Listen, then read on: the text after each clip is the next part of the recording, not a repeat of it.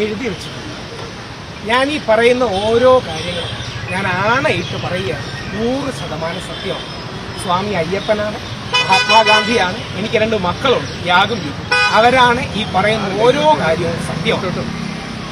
ഒന്നാമത്തെ എൻ്റെ ബോധ്യം, നമുക്കൊരിക്കലും കള്ളത്തെ കള്ളം കൊണ്ട് ജയിക്കാൻ കഴിയില്ല, കള്ളത്തെ സത്യം കൊണ്ടേ ജയിക്കാൻ കഴിയും. ഇരുട്ടിനെ ഇരുട്ടുകൊണ്ട് തോൽപ്പിക്കാൻ കഴിയില്ല, വെളിച്ചം കൊണ്ടേ തോൽപ്പിക്കാൻ കഴിയും. വെറുപ്പിനെ വെറുപ്പ് കൊണ്ടല്ല, ബഹുമാനവും സ്നേഹം കൊണ്ട് മാത്രമേ ചെയ്യാൻ കഴിയും. അതുകൊണ്ടാണ് ഈ വിഷയങ്ങൾ പറയുന്നത്. എന്നോട് ഇപ്പം പറയുന്ന കേസിനെ കുറിച്ച് പറയരുതെന്നാണ്. അതുകൊണ്ട് ഞാൻ കേസിനെ കുറിച്ച് പറയുന്നില്ല. പക്ഷെ ഒരു കാര്യം എനിക്ക് പറയാതിരിക്കാൻ പറ്റില്ല, അതെനിക്ക് പറയാനുള്ള റൈറ്റ് ഉണ്ട്. ഓൾറെഡി നമ്മൾ കോടതിയിലും പറഞ്ഞിട്ടുണ്ട്. എനിക്ക് നോട്ടീസ് തന്നിട്ടില്ല.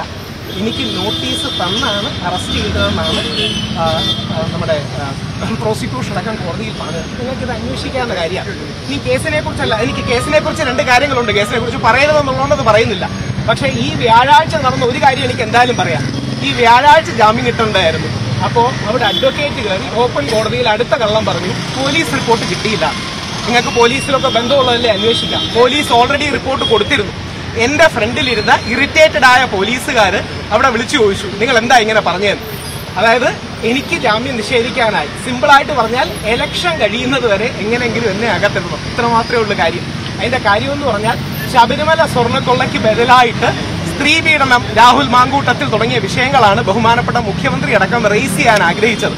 ഞാൻ വെളിയിലുണ്ടെങ്കിൽ സാമൂഹ്യ മാധ്യമങ്ങളിലടക്കം അതിനെതിരെ ശക്തമായി ക്യാമ്പയിൻ ചെയ്യുമെന്ന് അദ്ദേഹത്തിന് അറിയാം.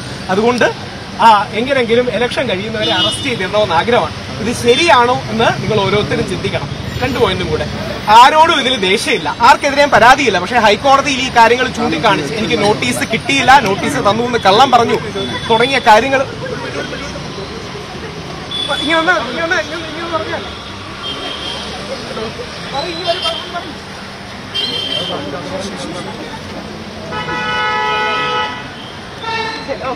ശരി ശരി ശരി ഓക്കെ ശരി.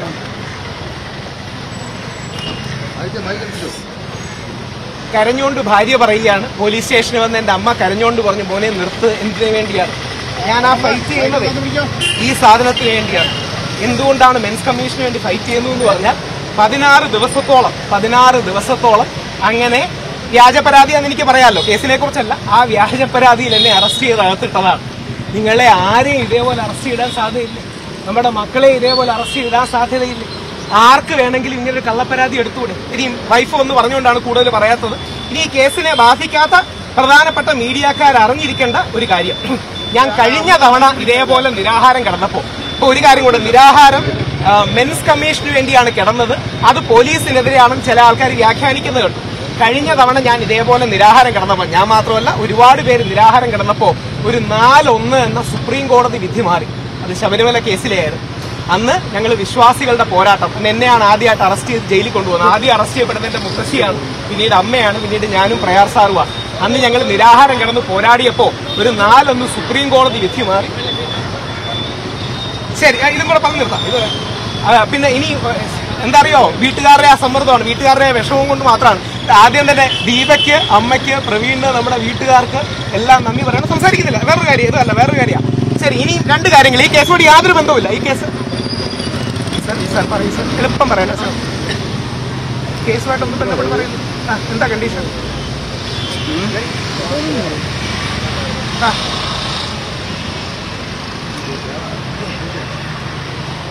ശരി, ഓക്കെ, ശരി. ഒരു സെറ്റ് നോട്ടീസ് തന്നില്ലെന്ന് പറയാമല്ലോ. ശരി, ഓക്കെ, ശരി, ഓക്കെ. ഒന്നും പറയുന്നു. ശരി, ഹൈക്കോടതി പോകുമെന്ന് പറയാമല്ലോ. ഓക്കെ, ശരി, ഓക്കെ, ശരി, ഓക്കെ. ഒന്നും പറയൂല. ശരി.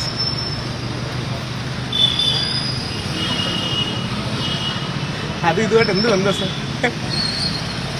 ശരി, ഓക്കെ, ശരി, ഓക്കെ, മനസ്സിലായി. ശരി, ഓക്കെ, ശരി, ഓക്കെ, മനസ്സിലായി. വീട്ടുകാരുടെ അഡ്വക്കേറ്റിന്റെയും പേടിയാണ്. ഈ ലീവിന്റെ കേസിനെ കുറിച്ചൊക്കെ പറയാനുണ്ടായിരുന്നു, അതുപോലും പറയരുതെന്ന് പറഞ്ഞുകൊണ്ട് പറയുന്നില്ല. കാര്യം വീട്ടിൽ തിരിച്ചെനിക്ക് പോകുന്നത്. ഇനി ഈ രണ്ട് പോയിന്റുകളാണ് മീഡിയക്കാരെ ദയവായി ശ്രദ്ധിക്കേണ്ടത്. ഞാൻ ഇതിൽ നിന്ന് മനസ്സിലാക്കിയ ഏറ്റവും വലിയ കാര്യം നിങ്ങളുടെ മീഡിയക്കാർക്കുള്ള പവറാണ്. കാര്യം പോലീസും അല്ലെങ്കിൽ ബാക്കി എല്ലാവരും ഓരോ ഘട്ടത്തിലും മീഡിയക്കാർ എന്തു പറയുന്നു എന്നുള്ള കാര്യം വളരെ പ്രധാനമായിട്ട് നോക്കിയിരുന്നു. മുഖ്യധാരാ ചാനലുകളെല്ലാം കണ്ടിരുന്നു. നിങ്ങൾ എണീച്ചു നിന്ന് സത്യം പറയുകയാണെങ്കിൽ ഈ നാട്ടിൽ ഒരുപാട് മാറ്റങ്ങളുണ്ടാകും. അതുകൊണ്ട് ഓരോ മീഡിയക്കാരോട് ഞാൻ കാലുപിടിച്ച് അഭ്യർത്ഥിക്കുകയാണ്. നാളെ ഏത് കേസും, ഇപ്പൊ 2 കേസുകൾ ഞാൻ പറയാമെന്ന് പറയുന്നില്ല, 2 പ്രമുഖരുടെ കേസുകൾ ഏതൊക്കെയാണെന്ന് ഉദ്ദേശിക്കാമല്ലോ, അതിനെക്കുറിച്ച് പറയുന്നില്ല. പക്ഷെ ആ കേസുകളിലടക്കം നിങ്ങൾക്ക് സത്യമെന്ന് ബോധ്യമുള്ളത് നിങ്ങൾ പറയണം. ഒരു ക്യാമ്പയിന്റെ ഭാഗമായി നിന്ന് കാര്യങ്ങൾ പറയരുത്. അവസാനത്തെ കാര്യം, ആരാന്റെ അമ്മയ്ക്ക് ഭ്രാന്ത് പിടിച്ചാൽ കാണാൻ നല്ല രസമാണ്. ആരാന്റെ മോനെ കള്ളക്കേസിൽ കുടുക്കിയാൽ അതൊക്കെ വാദവും സംവാദവും എന്ന് പറയാൻ രസമാണ്. സ്വന്തം മകൻ ഒരു കള്ളക്കേസിൽ കുടുങ്ങുമ്പോഴേ നമുക്കങ്ങനെ വിഷമം അറിയും. ഞാനങ്ങനെ ജയിലിൽ നിന്ന് 4-5 പേര് അവിടത്തെ എഴുതി എനിക്ക് തന്നിട്ടുണ്ട്. വ്യാജ പോക്സോ കേസിൽ വർഷങ്ങളോളം കിടക്കുന്നവർ, വ്യാജ പീഡന കേസിൽ കിടക്കുന്നവരുടെ പേരുകൾ ഞാൻ എഴുതിയിട്ടുണ്ട്. പക്ഷെ അത് പറയുന്നില്ല, ഇത് പറഞ്ഞ വേറെ വല്ല പ്രശ്നമാണെന്നുള്ളതുകൊണ്ട്. അതായത് 2 പേര് പരസ്പരം ഇഷ്ടം, വീട്ടുകാരറിഞ്ഞ് ഇഷ്ടവും അഫെയറുമാണ്, വീട്ടുകാരറിഞ്ഞ് ഇഷ്ടവും അഫെയറുമാണ്. ആ പയ്യനെ 20 വർഷം പോക്സോ കേസിൽ ശിക്ഷിച്ച് ഇവിടെ കിടപ്പും. ഞാൻ ഇറങ്ങാൻ നേരെ ഒരു വളരെ ഇതേപോലെ ഒരു പയ്യനെ, അവർക്ക് ഒരു പെൺകുട്ടി ഇവനും തമ്മിൽ അഫെയറാണ്. അപ്പം പെൺകുട്ടിയുടെ വീട്ടുകാർക്ക് കല്യാണത്തിന് താല്പര്യമില്ല. അപ്പോൾ ഒരു പീഡന പരാതി കൊടുത്തു, 1.5 വർഷമായിട്ട് കിടക്കുക. എത്ര പേരിങ്ങനെ കിടക്കുന്നുണ്ടെന്ന് നിങ്ങൾ മനസ്സിലാക്കണം. അതുകൊണ്ട് കേസിന്റെ ഡീറ്റെയിൽസിനെ കുറിച്ച് ഞാൻ ഒന്നും പറഞ്ഞിട്ടില്ല, ശ്രമിക്കണം. 2-3 കാര്യങ്ങൾ മാത്രം, 3 കാര്യങ്ങൾ സംഗ്രഹിക്കാം. 1, സത്യമില്ലാതെ നമ്മുടെ രാജ്യം നിലനിൽക്കില്ല. ദൈവത്തെ ഓർത്ത് നിങ്ങൾ മനസ്സിലാക്കണം, സത്യമില്ലാതെ ഈ രാജ്യം നിലനിൽക്കില്ല. ആർക്കും ആരെക്കുറിച്ചും കള്ളം പറയാമെന്ന് വന്നാൽ നമ്മളെ കുടുക്കാൻ വളരെ എളുപ്പമാണ്. 2ാമത്തെ പോയിന്റ്, നിങ്ങൾ മീഡിയക്കാർ നിങ്ങളുടെ ശക്തി മനസ്സിലാക്കണം. നിങ്ങൾ പറയുന്നതിന്, ഞാൻ മീഡിയയിൽ 20 വർഷമായിട്ട് പ്രവർത്തിക്കുകയാണ്. പക്ഷെ എനിക്ക് ഇപ്പോഴാണ് മനസ്സിലായത് മീഡിയക്കാർക്ക് നമ്മുടെ ഈ നിയമ സംവിധാനത്തിൽ ഇത്രയും ബഹുമാനവും റെസ്പെക്റ്റും ഉണ്ട്. നിങ്ങൾ പറയുന്ന ഓരോ കാര്യങ്ങൾ അപ്പം തന്നെ ബാക്കിയുള്ളവർ ഡിസ്കസ് ചെയ്യും. അതുകൊണ്ടല്ല എന്റെ വീഡിയോയെ കുറിച്ച് പറഞ്ഞുകൂടെന്ന് പറഞ്ഞുകൊണ്ട് മാത്രമാണ് ഞാൻ ഒരു റിക്വസ്റ്റ് താങ്കളോട് പറയാം. ഒരു റിക്വസ്റ്റ്, വെറുതെ പോയി ഈ കേസിൽ എനിക്കിട്ട വകുപ്പുകൾ, അതായത് അത് ചെയ്തോന്ന് നിങ്ങൾ വെറുതെ ഒന്ന് നോക്കുക. അല്ല, ഇനി ഒരു കാര്യം ഞാൻ ചേട്ടനോട് തിരിച്ചു ചോദിക്കാം, എന്തായാലും ഈ കേസ് നോക്കി കാണുക, ഞാൻ എന്തെങ്കിലും ഐഡന്റിറ്റി ഡിസ്ക്ലോസ് ശരി അത് പറയുന്നില്ല. അല്ല, ഞാൻ ഒന്ന് ആലോചിച്ച് നോക്കുക, എനിക്കെതിരെ അല്ല ശരി നിർത്തുക, ശരി നിർത്തുക, ശരി നിർത്തുകയാണ്. ഒറ്റ കാര്യം പറഞ്ഞുകൊണ്ട് ഓർക്കണം, പച്ചക്കള്ളമാണ് എനിക്കെതിരെ പറഞ്ഞത്. അത് പച്ചക്കള്ളമാണെന്ന് പറയാനുള്ള സ്വാതന്ത്ര്യം പോലും ഇല്ല. കാര്യം അങ്ങനെ പറഞ്ഞു കഴിഞ്ഞാൽ ജാമ്യം ക്യാൻസൽ ആവുമെന്നാണ് വീട്ടുകാർ പറയുന്നത്. പച്ചക്കള്ളമാണ് എനിക്കെതിരെ പറഞ്ഞത്, അത് പറയാമല്ലോ. എന്താണെന്ന് ഡീറ്റെയിൽസ് പറയുന്നില്ല. ഇനി അത് കൊടുക്കുമ്പോൾ അങ്ങനെ ആർക്കെതിരെയും പറഞ്ഞു എന്ന് പറഞ്ഞു കൊടുക്കരുത്. പച്ചക്കള്ളമാണ് എനിക്കെതിരെ പറഞ്ഞത്. പച്ചക്കള്ളം എന്ന് പറഞ്ഞാൽ എവിഡന്റായ കണ്ണിന്റെ മുമ്പിലുള്ള പച്ചക്കള്ളങ്ങളാണ് പറഞ്ഞത്. ആ പച്ചക്കള്ളമാണെന്ന് പറയാൻ എനിക്ക് സ്വാതന്ത്ര്യമില്ല. കാര്യം വീണ്ടും എന്നെ അറസ്റ്റ് ചെയ്ത് ജയിലിലിടുന്നു. അപ്പം ഇതും കൂടെ പറഞ്ഞ് അവസാനിപ്പിക്കാം. ഇതുമായിട്ട് ബന്ധമുള്ളതല്ല.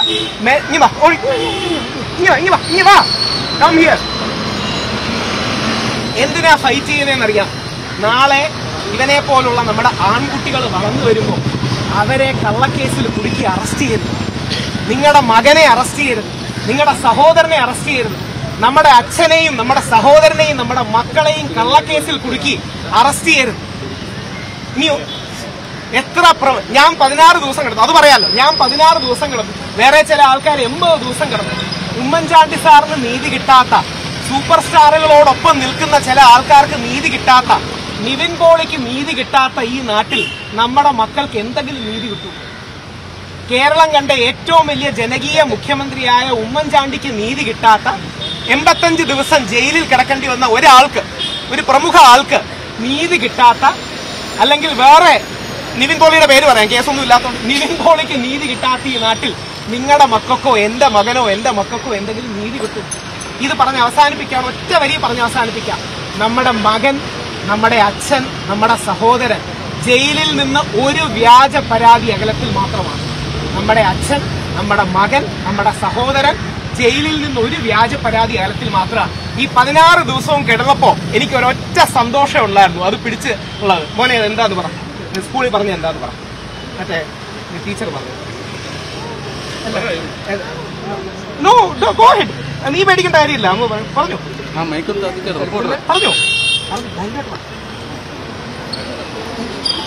അത് കുഴപ്പമില്ല, പറഞ്ഞിട്ടു. സ്കൂളിലെ ടീച്ചർ പറഞ്ഞു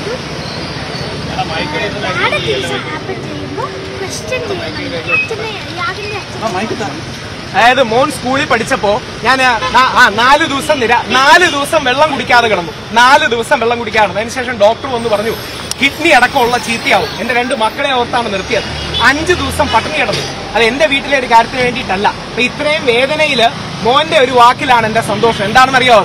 അവന്റെ സ്കൂളിൽ സോഷ്യൽ സയൻസ് ടീച്ചർ ക്ലാസ്സിൽ വന്ന് പഠിപ്പിച്ചവൻ പറഞ്ഞു, നിങ്ങളുടെ കൂടെ ഉള്ളവർക്ക് ബാഡ് തിങ്സ് ഹാപ്പൻ ചെയ്യുമ്പോൾ, ചീത്ത കാര്യങ്ങൾ സംഭവിക്കുമ്പോൾ നിങ്ങൾക്ക് എന്ത് ചെയ്യണം?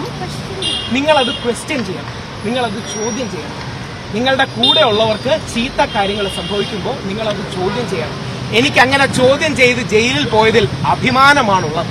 ആ മെൻസ് കമ്മീഷന് വേണ്ടിയുള്ള പോരാട്ടം തുടരും. കൂടുതൽ നടപടികളുമായി മെൻസ് കമ്മീഷന് വേണ്ടി ആക്റ്റീവായി തുടരും. നിങ്ങളുടെ മകൻ, നിങ്ങളുടെ അച്ഛൻ, നിങ്ങളുടെ സഹോദരൻ, നമ്മളുടെ മകൻ, നമ്മളുടെ അച്ഛൻ, നമ്മളുടെ സഹോദരൻ ജയിലിൽ നിന്ന് ഒരു വ്യാജ പരാതി അകലത്തിൽ മാത്രമാണ്. എന്റെ മോന്റെ തലയിൽ കൈവച്ച് ഞാൻ പറയുകയാണ്, അയ്യപ്പസ്വാമിയാണ്, മഹാത്മാഗാന്ധിയാണ്, എന്റെ മോന്റെ തലയാണ് സത്യം. ഈ പറഞ്ഞത് 100% സത്യമാണ്. ഈ പറഞ്ഞതിൽ 0.1% പോലും ഞാൻ കള്ളം പറഞ്ഞിട്ടില്ല. 100% സത്യത്തിൽ പറയുകയാണ്. ഇത് നമ്മളുടെ അച്ഛൻ, നമ്മളുടെ മകൻ, നമ്മുടെ സഹോദരന് വേണ്ടിയുള്ള പോരാട്ടമാണ്. നിങ്ങൾ സപ്പോർട്ട് ചെയ്യണം. സഹോദരനടക്കം ഒന്ന് ചെക്ക് ചെയ്യണം. എനിക്കത് പറഞ്ഞ ജാമ്യം കൗൺസിൽ എന്ന് പറയണേ, ഒന്ന് ചെക്ക് ചെയ്യണം. ചെയ്തോ ഇല്ലയോ ഒന്നും ചെക്ക് ചെയ്തു. അത് മാത്രമാണ്. രാഹുൽ ഈശ്വർ കി ജയ്.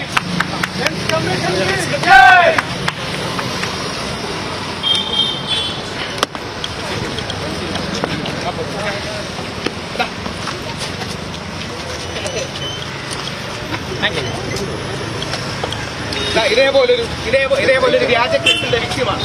കോടതി എടുത്തു മാറ്റിയാണ്. ഇല്ലെങ്കിൽ ഇതുപോലെ കിടക്കും. ഞാനകത്ത് കാണുന്നുണ്ട്. ഇതേപോലൊരു വ്യാജ, പിന്നെ ഇവിടെ വന്ന എല്ലാവർക്കും സന്തോഷം. അതേപോലെ ഇത് സുനീറിന്റെ ബന്ധുവാണ്. 29 വയസ്സായി. ഇതേപോലെ വ്യാജ പരാതികളിൽ ആത്മഹത്യ ചെയ്തൊരു പയ്യനാണ്. അവരുടെ ബന്ധുവാണ്. അവരുടെ ബന്ധുവാണ്. സുനീറിന്റെ ഉമ്മ വന്നിരുന്നു, കാത്തു നിന്നു, കാണാതെ പോയി. ഒരു കാര്യം കൂടെ, അമ്മയാണ് ശരിക്കും ഈ വിഷയത്തിലെ, അതും കൂടെ പറയാമല്ലോ, ശരിക്കും ഈ വിഷയത്തിലെ ഹീറോ ദീപയാണ്. ദീപയ്ക്ക് ഒരു കൈയെടുക്കും. ദീപയ്ക്ക് വിദേശത്ത് ജോലിക്ക് പോകാനുള്ളതായിരുന്നു. ഇത്രയും ദിവസം ഇവിടെ നിന്നു. ദീപ ഫൈറ്റ് ചെയ്തു. എന്റെ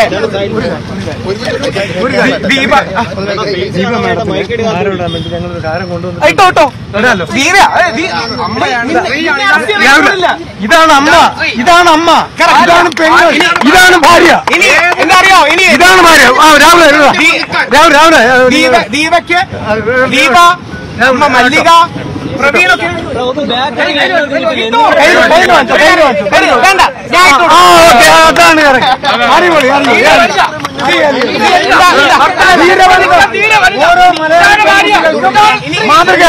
ഒരു കാര്യം കൂടെ എന്താ അറിയോ? ദീപ ഇതേപോലെയാണ് കുട്ടികൾ ചെയ്യുന്ന വൈഫ് സെറീന. ഞാൻ ദീപയോടും പറഞ്ഞു, ദീപ ചെയ്ത വലിയ കാര്യമാണ്. കാര്യം എന്താ അറിയോ? സാധാരണക്കാര് പേടിച്ചു പോകും. ദീപ എന്ന് ധൈര്യപരസരം പറഞ്ഞു. ഞങ്ങൾക്ക് നോട്ടീസോ കാര്യങ്ങളോ ഒന്നുമില്ല പറയുന്നില്ല. ശരി, ദീപ ധൈര്യപരസരം കാര്യങ്ങൾ പറഞ്ഞു. ഇതിന്റെ പ്രശ്നം എന്താ അറിയാമോ? ഈ ദീപയുടെ പേടി, ദീപയ്ക്ക് ഇപ്പം പേടിയില്ലേ? ഈ പേടിയാണ് ഗവൺമെന്റ് ആഗ്രഹിക്കുന്നത്. സോഷ്യൽ മീഡിയയിൽ ആരും ഒന്നും പറയരുത്. ഈ 2 പ്രധാന കാര്യങ്ങളെ കുറിച്ച് വേറെ ആരും ഒരു ക്യാമ്പയിൻ ചെയ്യരുത്. കാര്യം അവരുടെ ഇലക്ഷൻ പ്രചരണം അതായിരുന്നു. ശബരിമല സ്വർണ്ണക്കൊള്ള ആയിരുന്നു യഥാർത്ഥത്തിൽ ഇലക്ഷൻ ചർച്ച ചെയ്യേണ്ടത്. വിഷയം മാറ്റാൻ വേണ്ടി ബഹുമാനപ്പെട്ട മുഖ്യമന്ത്രി അടക്കം ഇലക്ഷൻ ദിവസം എന്ന് പറയുകയാണ്, ഒന്ന് തെള്ളുവെന്ന് പറഞ്ഞു. അപ്പൊ അതിനെതിരെ ഞാൻ പറയുമെന്നറിയാം. അപ്പൊ എന്താ, ഇലക്ഷൻ തീരുന്നവരകത്ത് കിടക്കും.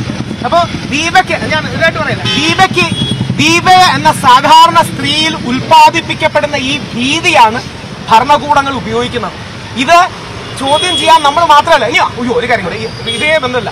അതുകൊണ്ട് നിങ്ങൾ തീർച്ചയായും ചെയ്യണം. ഇനി ഒരു കാര്യം കൂടെ, ഞാൻ കോടതി പറഞ്ഞ വാദം എടുത്തു പറയുകയാണ്. ഞാനൊരു വിഡ്ഢികളുടെ സ്വർഗത്തിൽ ജീവിക്കുന്ന വ്യക്തിയാണ്. ഒരു ഫൂൾസ് പാരഡൈസിൽ ജീവിക്കുന്ന സ്വപ്നജീവിയും അന്ധവിശ്വാസിയുമാണ്. എന്റെ സ്വപ്നം കൂടെ പറഞ്ഞിട്ട് അവസാനിപ്പിക്കാം. എന്റെ സ്വപ്നം എന്ന് പറഞ്ഞാൽ, നാളെ CPM MLA ശ്രീ മുകേഷിനെതിരെ വ്യാജ പരാതി വരുമ്പോൾ കോൺഗ്രസും BJP-ക്കാരും എണീച്ചു എന്ന് പറയണം, മുകേഷിനെ ദ്രോഹിക്കരുത്, അത് വ്യാജ പരാതിയാണ്. കോടതിയിൽ അനുകൂല പരാമർശം മുകേഷിന് അനുകൂലമായിട്ടുണ്ടെന്ന്.